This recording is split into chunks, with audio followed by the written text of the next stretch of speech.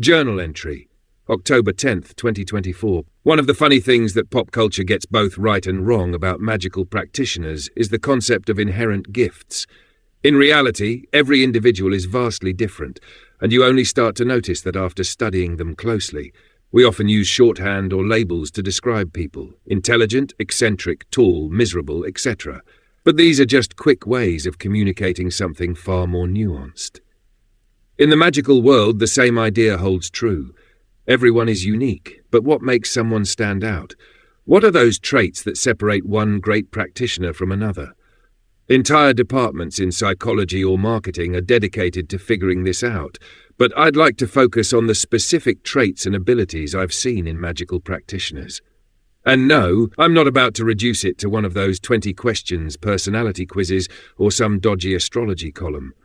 Within the magical community, many people possess natural abilities, and it's a topic I've always received questions about, mostly from people tainted by the latest fantasy TV series. In the late 90s, it was Charmed fans asking about active powers, and we had the Harry Potter crowd. More recently, I've been hearing about Supremes and other nonsense, which I believe comes from some witchy horror TV show. These shows confuse people. Yes, some individuals have gifts they don't seem to put much effort into using, but it's far more complex than what you see on TV. One industry that exploits this misunderstanding is the psychic industry. Assuming you're dealing with a real psychic and not a fraud, there's always been marketing aimed at convincing people they need to pay for help communing with the dead. This reminds me of how the Ouija board, once a Victorian parlour game, became demonized. For decades, people used it without issue, even to try and contact loved ones who'd passed during the war. The church and psychic mediums spoke out against it, but not necessarily for spiritual reasons. Mediums were losing business. Then came films like The Exorcist, which cemented the Ouija board as a symbol of demonic possession. Yet in my experience, something as simple as a crystal pendulum has caused far more danger than any talking board. Psychic ability is a lot like running. Most people can do it to some degree. A few can break world records, and even those without legs can manage to run if they have the right tools. Magic works the same way. I've never let anyone tell me what kind of witch I am, or what I can or can't do, and that's precisely why I've been successful. Real witches don't take no for an answer unless there's good reasoning behind it. I always push further, never content with what I've achieved. If I can use tarot to predict the future, like seeing who's going to die next, which happened this week, I immediately want to learn to do it without the cards.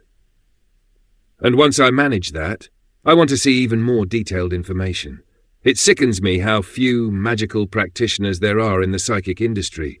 Many at best are just tools for the spirit world, seeing and speaking for spirits, but never actually playing an active role. They're puppets, unable to alter the things they see. Yes, there's a long history of oracles and priesthoods serving specific deities, but that is not the path of the witch. We work with spirits, but we are vehicles for change. We see, and we alter. Assuming we want to change what we see, that is, sometimes we sit back and let things happen and laugh. When it comes to the out-of-the-box or preset abilities that practitioners have, they can be a good starting point, but we should never be satisfied with staying there. I've seen so many people with natural gifts get overtaken by what I call the psychic pencil, a mundane who wasn't born into magic but discovered it later in life, dissected it, learned its mysteries, and quickly surpassed the naturally gifted individuals. It doesn't matter if you grew up seeing spirits at the foot of your bed. If you don't push yourself further, you'll be left behind. In the end, it doesn't matter whether you were born with magical abilities or not.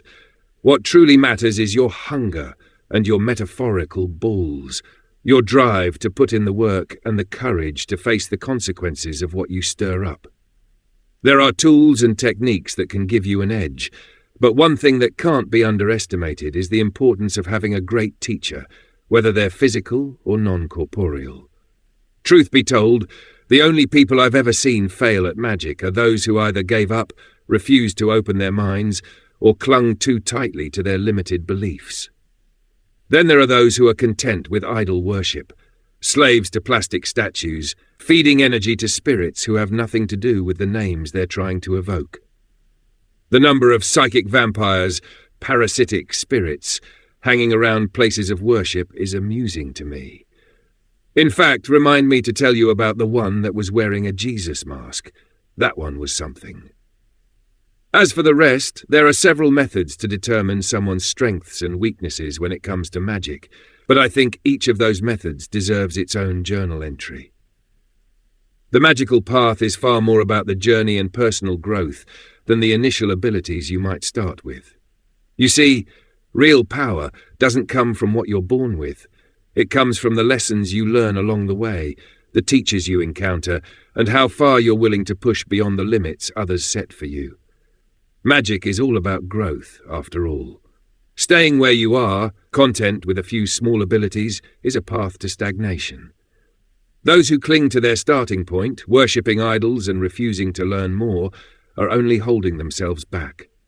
We should always strive to master more, to seek out new challenges, and to walk the razor's edge between control and chaos.